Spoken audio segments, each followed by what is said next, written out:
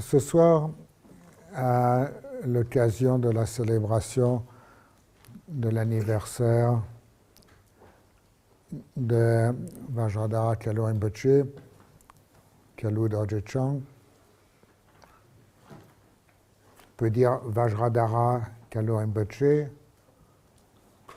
Vajradhara c'est en sanskrit, ou Kalu Dorje Chang en tibétain, Dorje Chang, Vajradhara,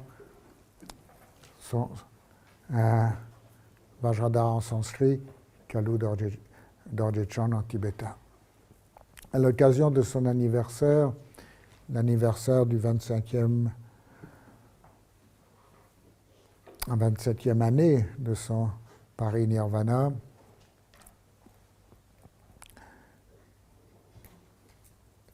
je voudrais vous parler de ce que l'on peut nommer ces 5 grandes œuvres ou ces 5 bontés. Il y a quelque temps, lorsque j'en parlais à Jamgyön Khentin Taisi Tupai, il me disait, mais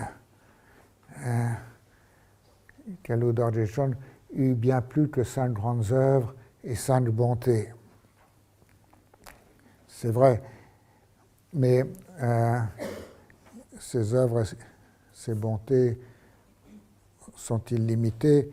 Néanmoins, pour les résumer d'une façon synthétique et en présenter quelques aspects, nous les avons mis en 5 points.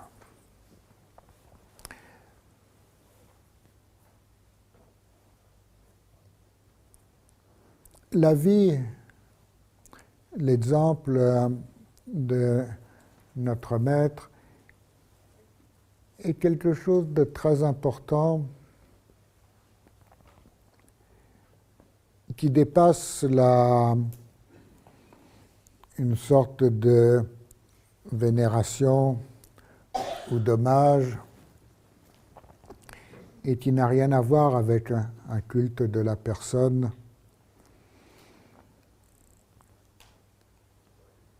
Dans la tradition, il y a toujours ce qu'on appelle des namtars, des exemples de libération, des vies de libération. Et tous les grands maîtres ont leur namtar, la présentation de leur vie de libération. Celle-ci est très précieuse, très utile pour nous, disciples,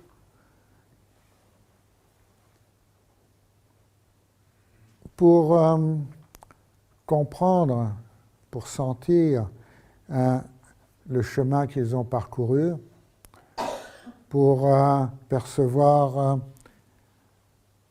les œuvres qu'ils ont accomplies, et aussi avoir le témoignage d'une vie d'éveil, la lignée de transmission, la filiation de maître à disciple dans une lignée yogique, c'est-à-dire de maître à disciple, l'on est disciple et en suivant la voie, l'on devient maître. Le devenir d'un bon maître et d'avoir des disciples, et de bons disciples de devenir maître. C'est ainsi que de génération en génération, il y a une transmission, il y a une continuité de la lignée, une passation de l'expérience d'éveil, une transmission du flambeau, en lequel, à chaque génération, le feu sacré de l'éveil passe d'un flambeau à un autre, comme un relais intergénérationnel. Il y a donc beaucoup de qualités à entrer dans cette intelligence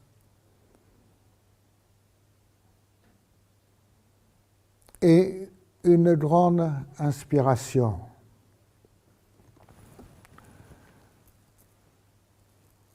La réalisation dépend de l'inspiration.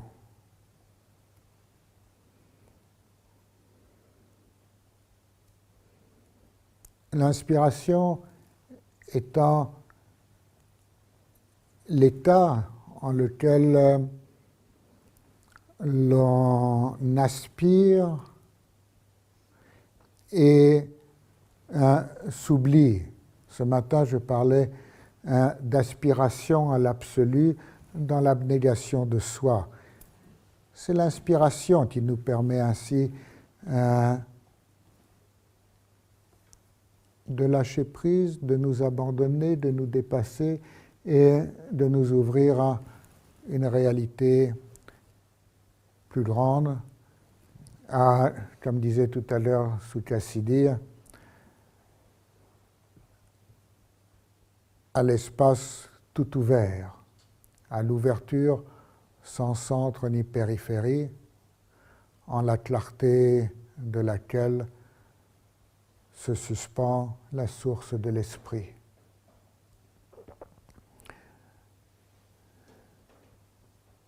Parce qu'il est ainsi très important de témoigner des œuvres et de l'activité de nos ancêtres dans la lignée et de notre Lama Source en particulier. Nous avons avec différents anciens de la lignée pensé qu'il serait bien de faire un film et un livre pour commémorer Kalu Dorje Chand et que ce soit un témoignage de sa vie, de son œuvre.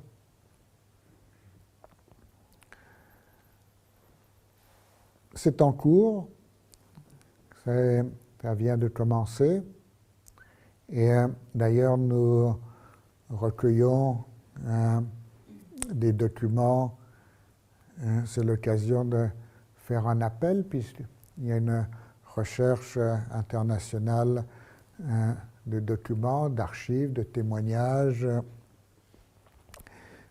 pour contribuer à ces ouvrages. Et nous avons pensé bien de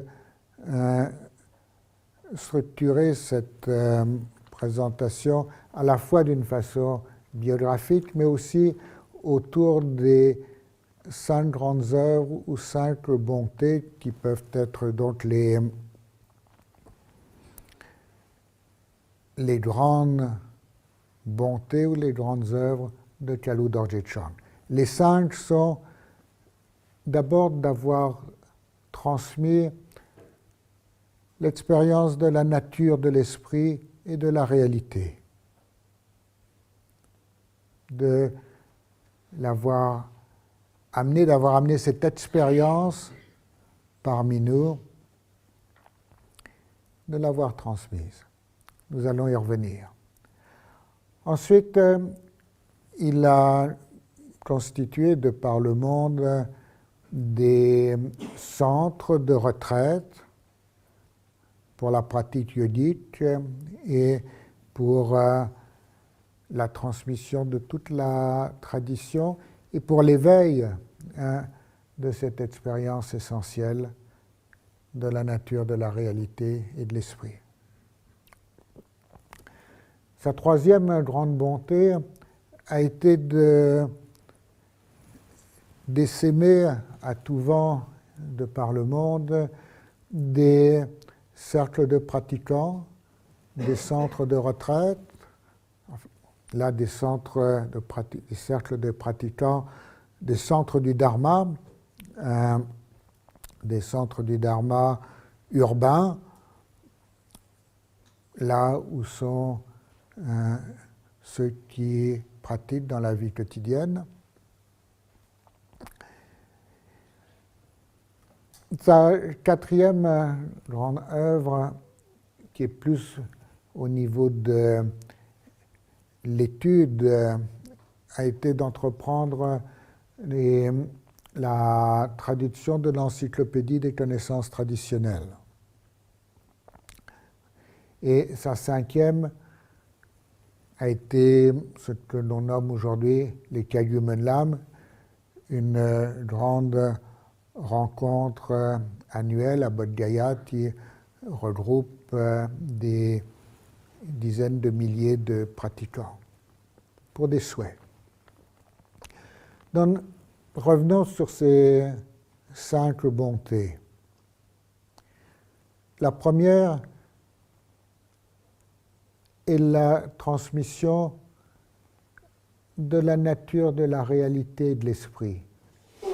Non pas dans un discours, non pas dans une philosophie, mais dans l'inspiration yogique, dans la transmission, l'éveil de l'expérience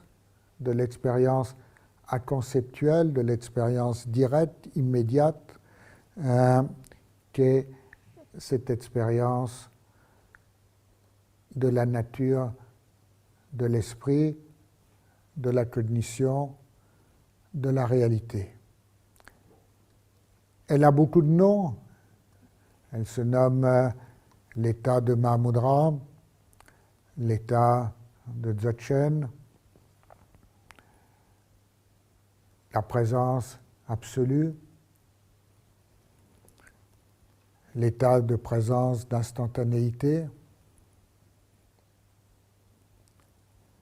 le 4e temps de l'éternel présent, libre des 3 autres. Cette expérience, cet état qui est Mahamudra, Dzogchen, est le cœur, l'essence de tous les enseignements du Bouddha. Il en est le fond, il en est l'origine et la réalisation. Et non seulement cette réalisation, cette expérience, cet état est-elle le cœur des enseignements du Bouddha, mais elle est aussi véritablement le cœur et l'essence de toute spiritualité authentique, dans son fond, dans son essence.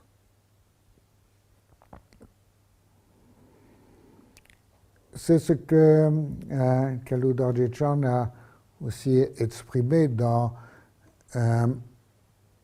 l'attitude et la présentation rimée qui fut la sienne. Rimé a le sens d'ouvert. Sukhasiddhi disait rimé comme l'espace, ouvert comme l'espace, sans orientation. Donc, une présentation, une rimé est celle de l'expérience essentielle. L'expérience essentielle est une, ces expressions sont multiples. C'est une présentation que l'on peut dire aussi d'unité dans la diversité, d'unité de l'expérience dans la diversité de ces expressions. Et il est très important de comprendre que l'essentiel est une expérience, pas des conceptions. L'expérience rassemble, les concepts divisent. Donc, Kalu Dorje Chand eut la bonté d'amener cette expérience, de nous la transmettre, de la faire vivre en Occident et partout où il passa.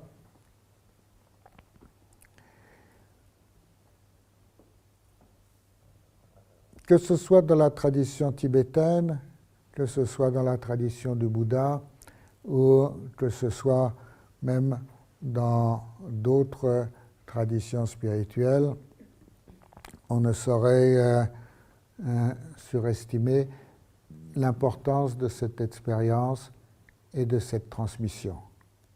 Ça donne sa plus grande bonté, sa plus grande œuvre, et des 5, la première. Mais comme il s'agit d'une expérience qui ne se transmet pas comme une information, comme un paquet de data qu'on enverrait dans une fibre optique. Comme il s'agit d'une expérience et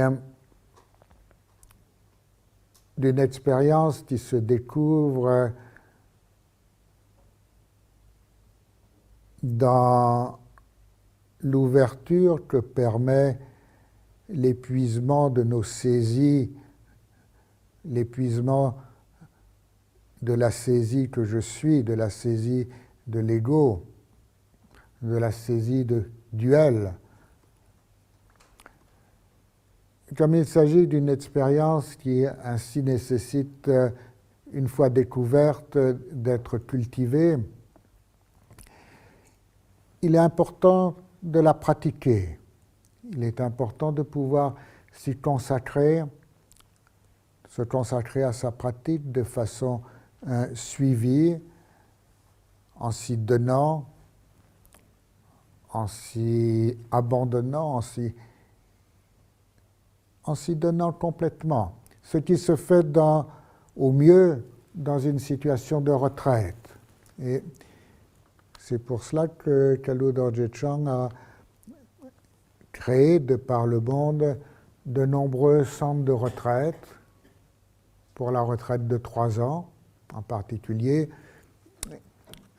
qui est un format qui fut initié par Jamdön Trungtrul Lodrö Tayé pour raviver la transmission et la pratique yogique. Jamdön Trungtrul Lodrö Tayé, au XIXe siècle, mit en place ce format de la retraite de 3 ans, là où il était, à Tsanchai Chendra, à côté du monastère de Pepung, dans le Kham, l'est du Tibet. C'est là que aussi Kalu Dorje Chang fut maître de retraite. Ce format donne l'occasion d'une transmission complète de l'essentiel de la voie yogique. Et c'est là aussi sa deuxième bonté que d'avoir transmis et d'avoir offert la transmission complète de cette tradition du toit du monde qui maintenant vit et se continue en Occident. Cela s'est ainsi fait dans et par ce centre de retraite, Losum Chosum. À sa suite, et dans son exemple, nous en avons installé ici. Cela fait maintenant longtemps, puisque le 10 août, la 7e retraite de 3 ans, Losum Chosum, va sortir. Donc à raison de 4 années par retraite avec les intervalles, ça fait une 30aine d'années. Ce fut sa deuxième grande bonté que d'offrir la tradition complète pour permettre la réalisation de la nature de l'esprit expérience dans et par cette formule de retraite. Mais comme il n'est pas possible que tous dans le monde moderne fassent 3 années de retraite, et qu'il est dans tous les cas aussi nécessaire et important, indispensable de pratiquer là où l'on est, la voie commençant là où l'on est, qui que l'on soit, où que l'on soit. Il a développé de par le monde des centres du Dharma, comme aussi ici, ce lieu qu'il a nommé Shedub Cholin, c'est-à-dire le lieu pour l'étude et la pratique du Dharma. Il en a, au fil de ses pérégrinations dans le monde, inspiré plusieurs centaines. Ces centres du Dharma, cercles de pratiquants, sont des lieux qui permettent, dans la vie quotidienne, contemporaine, d'entrer dans la compréhension, dans l'expérience du Dharma et d'intégrer celle-ci tout en ayant une vie sociale, professionnelle, familiale, comme tout un chacun. C'est la voie yogique dans la vie quotidienne. Et elle s'est développée maintenant même de telle sorte que la transmission complète y est possible, avec une forme de retraite parallèle qui permet, tout en ayant une vie active, intégrée, de suivre l'ensemble des transmissions et des pratiques de la tradition yogique. Ce fut sa 3e grande bonté. La 4e est d'avoir rendu disponible le cœur de la tradition dans sa compréhension et scripturaire, initiant la traduction de l'encyclopédie des connaissances traditionnelles, un ouvrage de Jamgon Trungpa Lodro Tayé, qui,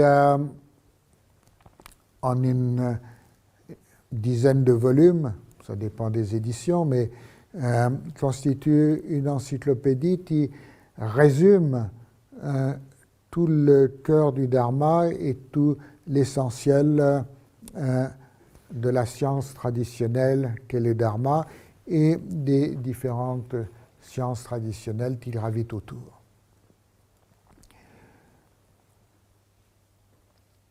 Khalou Dorje Chan disait, par les temps qui courent, il est difficile d'étudier des dizaines ou des centaines d'ouvrages.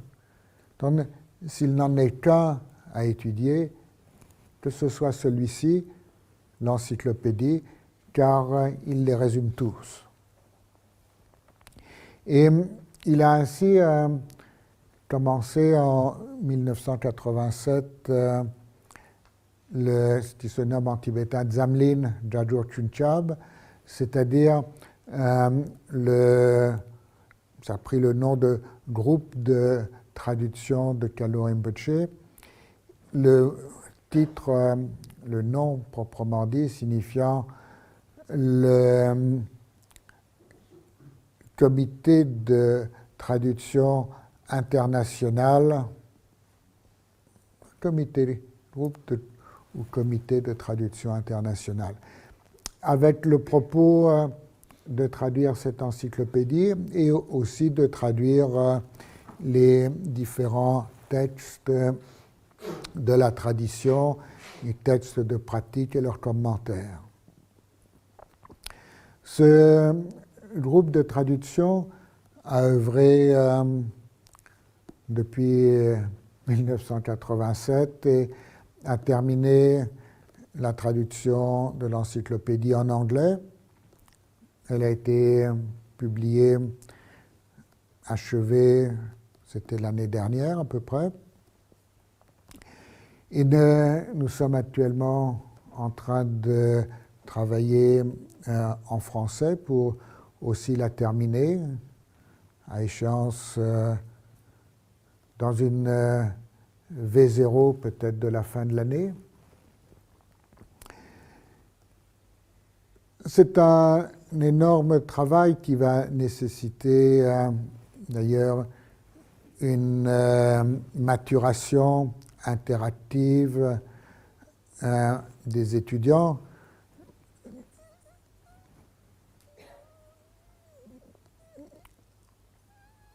Les traductions du sanskrit en tibétain, pour se caler bien, ont pris quelques centaines d'années. Donc, avec les communications plus rapides que nous avons aujourd'hui en Occident, on peut espérer que ça prenne peut-être 10 fois moins de temps, mais ça fait toujours encore un certain nombre de dizaines d'années. Donc le processus est encore en cours. Mais cette encyclopédie est aujourd'hui au cœur du collège d'études traditionnelles, le Shedra, dans son premier cycle, dans son deuxième cycle. Donc c'est l'essence de la tradition dans sa dimension scripturaire et intellectuelle. Mais là aussi dans une perspective yogique qui est comprendre dans l'expérience. Ce fut sa quatrième grande bonté que d'avoir rendu cette encyclopédie disponible et d'avoir encouragé les traductions dans différentes langues. Et nous espérons que cette traduction pourra se faire encore, pas seulement en anglais et en français, mais en d'autres langues européennes et d'Asie, en chinois et d'autres, qui sait.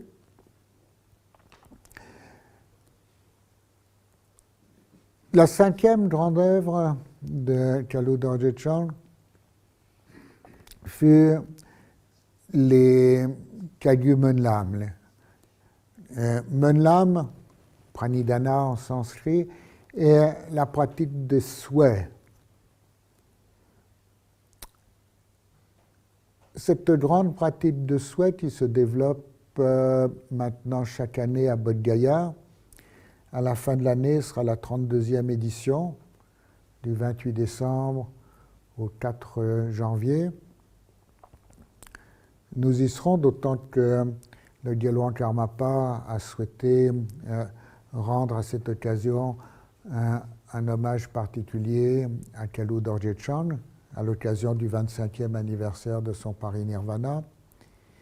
Il a aussi pensé que ce serait le moment d'annoncer et de présenter la renaissance de Kyabje Bokar Rinpoche. Donc ce sera, en plus des Menlam en eux-mêmes, un double événement d'hommage à Vajradhara Kalu Rinpoche et Vajradhara Bokar Rinpoche.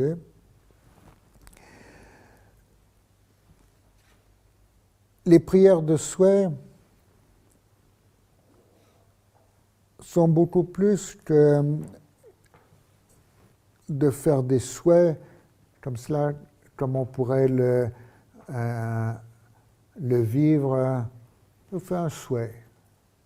Mais il s'agit de faire un souhait du fond de son cœur, dans le fond du fond de son cœur, et les souhaits que l'on exprime, que l'on vit et que par là même l'on imprime dans le fond du fond de son cœur sont des empreintes qui vivent en nous et qui, profondément vivant en nous, aussi nous animent notre vie, animent nos actions, nos faits et gestes, et non seulement les animent, mais aussi, et il y a là quelque chose qui peut être difficile à comprendre, mais dans le jeu d'interconnexion et de coïncidence inconcevable et illimitée, amène l'actualisation, la réalisation et la manifestation de ce qui est souhaité. Donc, faire des souhaits, ainsi de profonds souhaits du cœur, est une pratique extrêmement importante. Et c'est ainsi que Kalu Dorje l'a mise à l'honneur à Bodh Gaya, au siège Vajra, là où le Bouddha Sakyamuni s'est éveillé. Depuis maintenant dans 32 ans, puisque ce sera la 32e édition, cette pratique s'est assemblée, agrandie, à la suite de Vajradhara Khalwa Rinpoche. Vajradhara Bokar Rinpoche a pris la suite, et à la suite de celui-ci, le Gyalwant Karmapa, maintenant Oyen Chinle Dorje, anime et conduit ces grands menlam. C'est aussi un grand rassemblement du Sangha monastique, avec une dizaine de milliers de moines et de moniales, et c'est un grand rassemblement international pour tous ensemble pratiquants exprimer des souhaits d'éveil et des souhaits pour le monde et pour tous. C'est la 5e grande bonté de Kalu Dorje que d'avoir initié ces Kagyu Menlam. Donc, voici ces 5 grandes bontés, ces 5 grandes œuvres. Et en tant que disciples, nous en avons hérité, nous continuons dans son exemple, dans son inspiration.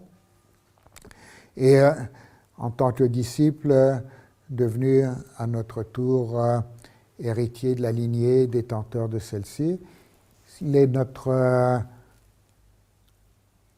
pourrait dire devoir, mais c'est plus qu'un devoir.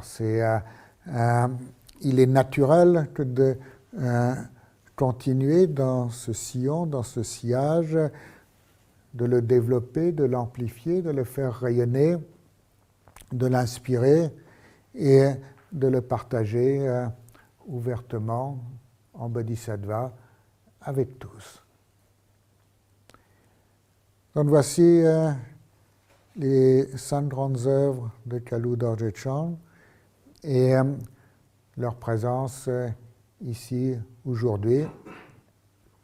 C'est pourquoi cette journée se nomme aussi May the Force be with us, que la force soit avec nous, que la force de l'éveil, la force des bodhisattvas, la force Vajra, la force des qualités éveillées soit avec nous, nous anime et continue cette transmission de santé pour le bien de tous, pour le triple bien, le nôtre, celui d'autrui et celui de tous les vivants.